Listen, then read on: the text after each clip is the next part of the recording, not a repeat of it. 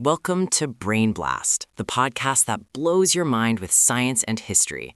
I am Alex, and today I brought my tool belt. And I am Jordan.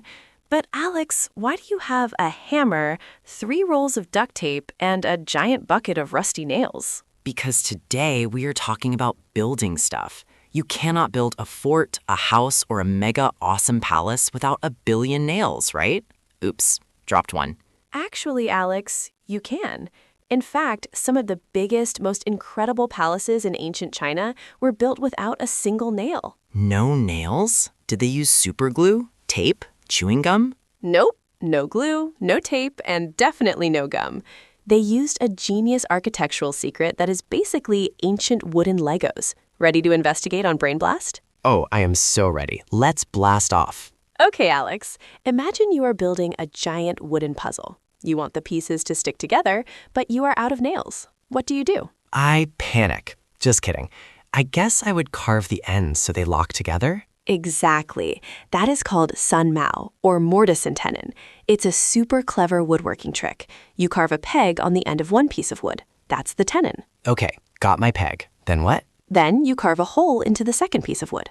That's the mortise. The peg fits right into the hole perfectly. Whoa, so they just hug each other like a wooden high five that never ends? Exactly. The fit is so tight and precise that friction holds them together like super strength invisible glue. They cut these joints into crazy shapes too, like dovetails, which look like actual bird tails, so they cannot pull apart. That is literally 3D Tetris.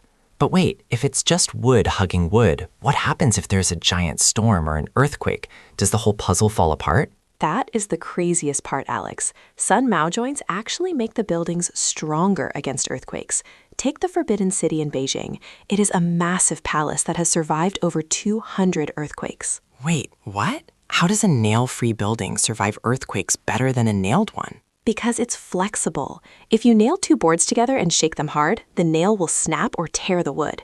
But sun mao joints can wiggle and flex. They absorb the shaking energy. So the building is basically doing a little dance. Go building, go building. Exactly. And they had another secret weapon called dugong. They're these intricate wooden brackets that look like giant blossoming flowers holding up the roof. Flower brackets? Sounds pretty, but are they tough? Oh, they are incredibly tough.